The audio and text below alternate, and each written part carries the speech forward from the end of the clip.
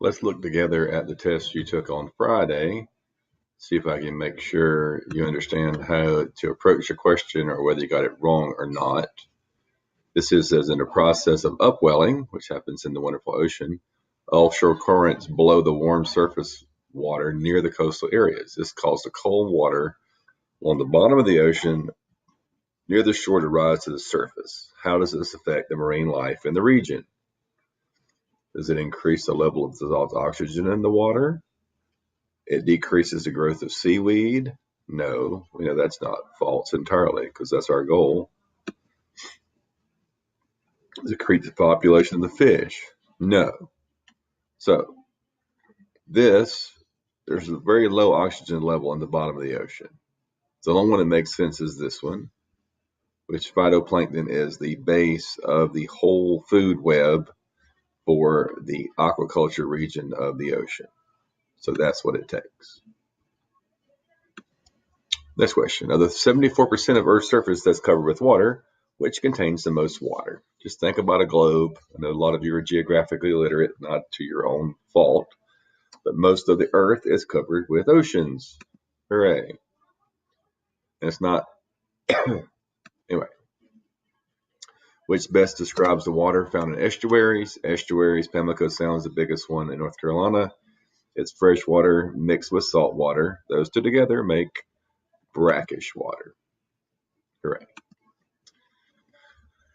Here's a wonderful thing. All you have to do is be able to read this. This says, in which area of the map would it be easiest for a village to use groundwater as a source of drinking water? So in order for it to be easy to use groundwater, the groundwater needs to be close to the surface. So in this key, these things says meters below ground. The darkest colors are more than 250 meters below ground. This is the Sahara Desert. That makes sense. Very dry. So the easiest ones are going to be the ones that are this color between 0 and 50 feet, 50 meters below ground. So B is not that color. D is not that color. C would be the correct answer. Make sure you're reading things very carefully. Ignore my clock.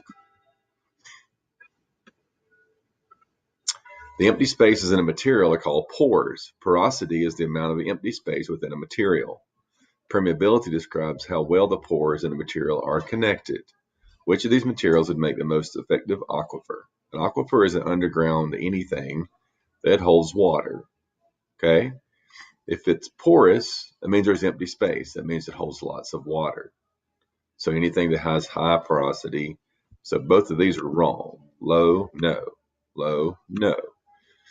Permeability tells us how well the pores are connected. If the pores are connected, that means there's lots of ways for the water to move back and forth. So the best way that it should be, if it has high porosity, lots of empty space, and ability to move back and forth. So that's the best answer. Okay, there's a lovely water strider. Isn't it cute? The property of water that allows it to stand on the pond the same way you tried to balance a paperclip on a penny that had water on it. This is the surface tension. Which process occurs in the ocean and contributes a large amount of oxygen in the atmosphere? Decomposition of bacteria, that doesn't cause anything great. Respiration, zooplankton, that just means that their cells are making great stuff. Digestion by fish, who cares? Phytoplankton are the base of this stuff that is a plant. Photosynthesis of these, which are all over the ocean, produces oxygen. Great. Figure below. This is a very strange figure. Read it carefully. This tells us the oceans are almost 97%. Freshwater is only 2.5. Okay. Of that 2.5% of freshwater, 68% of it's found in glaciers and ice caps, 30 is in groundwater. Okay. Of this little tiny amount of surface and other freshwater, ground, ice, and permafrost, 69%, 20% in the lakes. Which of the following contains the largest percentage of Earth's fresh water? There's fresh water. This is all the fresh water. See that bottom right here, fresh water? 68% says glacier and ice caps. So that's the answer. 68%. That's the majority. The amount of dissolved gases play important roles in marine environments. Which factors affect the amount of dissolved gases in ocean water? Temperature, pressure, and salinity determines dissolved gas. So at the bottom of the ocean it has very little dissolved gas because the saline drops to the bottom, pressure is very high, and temperature is very cold. So all of these things determine the amount of dissolved oxygen, those factors. Here's an example. This is a strange thing. You just have to figure it out. Here is a tributaries that make up a river system. All rivers we know dump out into an ocean or a sea. So this is very high in saline. These are fresh water. It asks the students which of the following most nutrients can be found. So X up here is just fresh water. Z, W is the very beginning. As it goes downstream, these things are all added into here.